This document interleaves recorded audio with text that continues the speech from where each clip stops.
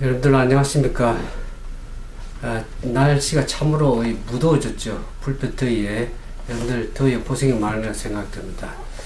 오늘 우리가 이제 영혼을 어떻게 효과적으로 구원하는 그 예수님의 제자가 되는 그 과정을 우리가 이 제자들을 통해서 제자 훈련을 하기를 원합니다. 예수님은 모든 그리스도인의 모분이시죠.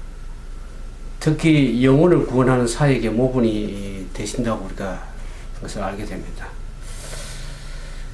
그래서 우리가 이제 이 예수님께서 어떻게 제자들의 관심을 이끌었는가, 또 효과적으로 다른 이들을 예수님께 인도하기 위해서는 우리가 예수님께로부터 어떻게 그 모본을 배워나갈 수 있을까를 생각하게 됩니다. 특별히 예수님께서는 가난한 자들, 또 가난한 자뿐만 부유한 자들, 또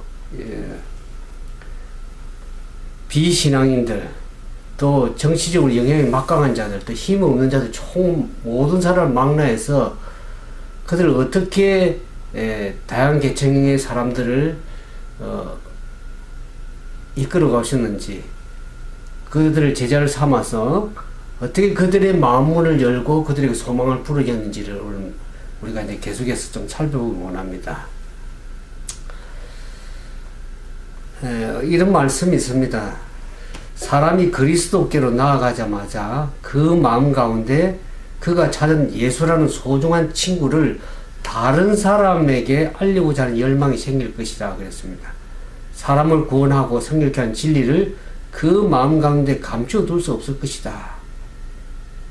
만일 우리가 그리스도의 옷을 입고 우리 안에 거하시는 그분의 영으로 말미암아 기쁨이 충만해진다면 우리는 그냥 잠잠해질 수가 없을 것이다 그랬습니다.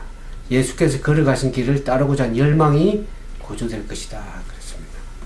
오늘 우리가 예수님께서 어떻게 살아오셨으며 우리가 예수님을 통해서 어떻게 영혼을 구원한지를 오늘 배우기를 원합니다. 먼저 요한복음 5장 39절에 예수님께 그렇게 했죠. 너희가 성경에서 영생을 생각하고 성경을 상고하거니와 이 성경이 곧 누구에게 증가하는 것이라? 예수님께 대해서요.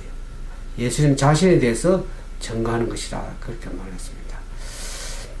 이 바리새인과 사두개인들은 그 영원한 부활을 얻기 위해서 고대 경전을 탐구했습니다. 그러나 안타깝게도 그들은 그 성경을 극단적으로 오해해서 그 핵심 대신 예수님을 완전히 잊어버렸습니다. 놓치고 말았죠. 그래서 예수님을 잘 알지 못했습니다. 오늘 그 제자훈련 그 첫 번째를 보면 예수님과 성경에 대해서 우리가 좀 생각해 보길 원합니다. 예수님께 누가복음 4장이 그렇게 얘기했죠. 예수께 대답하시되 기록된 바 사람이 떡으로만 살 것이 아니라 그랬습니다. 예수님은 모든 신자들의 모분이십니다. 특히 이제 우리 누가복음 4장을 보면은 누가 4장 1절에 12절과 12절에 보면 예수님께 성경에 대해서 어떤 태도를 가지고 계셨는지를 좀 우리가 알게 됩니다. 특히 이제 이 예수님께서 40일간 금식하시고 광야에서 사단으로부터 시험을 당하실 때에 사단이 와서 그에게 여러 가지 시험을 줬습니다. 그때 예수님께서 뭐라고 했습니까? 돌을 떡을 되게서 만들어 먹으라 그럴 때 예수님께서 오늘 누가복음 4장 4절에 말씀하신 것처럼 사람이 떡으로만 살 것이 아니라 하는 신명기에 있는 말씀을 인용을 했습니다. 신명기 8장에 있는 말씀을 인용을 하셨는데 예수님께서는 그 사단의 모든 그러한 제안들, 시험들을 무엇으로 물리쳤습니까? 말씀을 가지고 말씀으로 인용해서 물리쳤습니다. 40일간의 그 광야에서의 굶주림의 그 생활이 결국 예수님이 성경의 두루마리를 사용하지는 할 가능성은 없었었고 예수님께서는 그 말씀하신 걸 쭉 이렇게 보면 누가복음에 보면 그 예수님께서 말씀을 꾸준히 암기하셨다는 것을 우리가 이해하게 됩니다. 성경에 주요된 그런 성경의 구절들을 그분께서 인용하신 것을 보게 됩니다.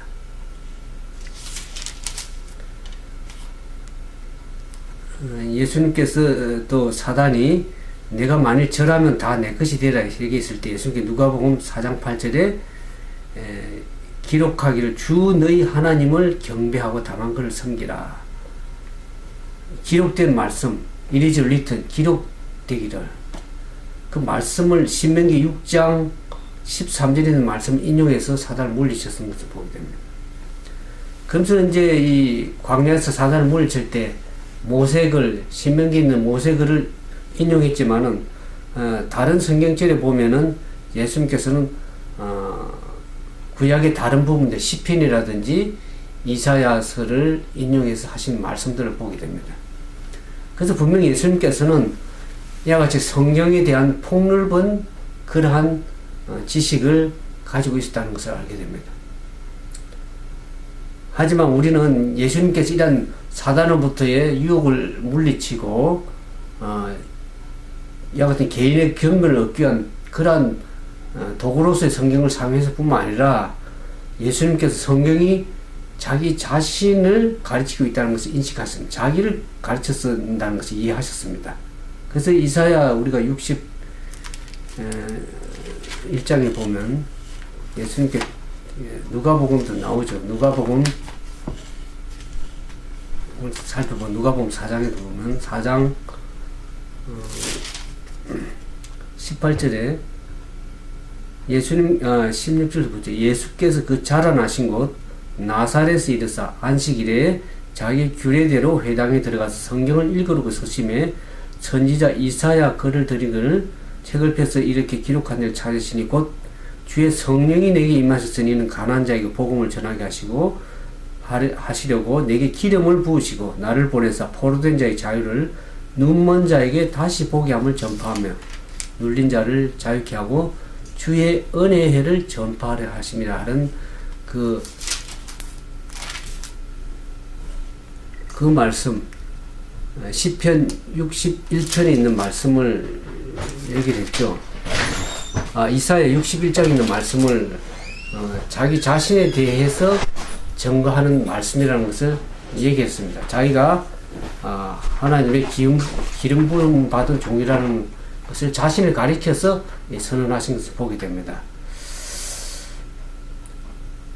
그래서 우리가 예수님께서 이렇게 성경에 대해서 폭넓은 예력을 가지고 말씀을 증거하신 것을 볼 때에 우리가 예수님을 우리의 신앙의 모범으로 따라가는 우리들이 그 말씀을 깊이 이해하고 말씀에 순종해서 따라가는 것, 그것이 오늘 우리가 예수님의 제자로서의 온전한 삶을 살아갈 수 있는 것이라 하겠습니다.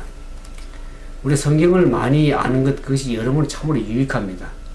우리가 진리를 이해할 뿐만 아니라 우리의 행동과 판단의 기준이 무엇인지를 찾을 수가 있고 또 성경에서 죄와 잘못을 지적하는 것을 보게 됩니다. 그래서 우리가 여러 가지 시험이 이르러올 때, 사단으로부터 유혹이 이르러올 때 그 예수님께서 말씀으로 물리친 것처럼 우리도 말씀으로 물리칠 수가 있습니다. 그러나 무엇보다도 우리가 성경 말씀을 통해서 하나님이 어떤 분이시고 예수 그리스도가 어떤 분인지를 우리가 바르게 이해할 수 있는 것입니다. 그래서 우리가 그 예수님께서 그 말씀을 가지고 삶을 살아가는 모범을 보이신 것처럼 오늘도 우리가 그 성경 말씀을 가지고 우리의 삶에 적용함으로써 예수 그리스도의 그러한 품성을 바르게 이해하고 그 예수 그리스도의 품성을 닮아가는 그러한 믿음의 삶이 되리라고 확신합니다. 아무쪼록 여러분들 예수님의 몸을 쫓아서 말씀을 가지고 삶을 온전히 이끌어가는 그러한 삶이 되기를 원합니다. 오늘 요한복음 5장 39절의 말씀을 읽은 것처럼 너희가 성경에서 영생을 얻는 줄 생각하고 성경을 상고하거니와 이 성경이 곧 예수님에 대해서 증거하는 것이라 그렇게 말합니다. 우리 성경에서 영생을 얻고 그 예수님을 바르게 믿고 증거하는 그런 믿음의 귀한 제자로서 삶이 되기를 진심으로 바라면서 말씀 마치겠습니다. 함께 기도하겠습니다.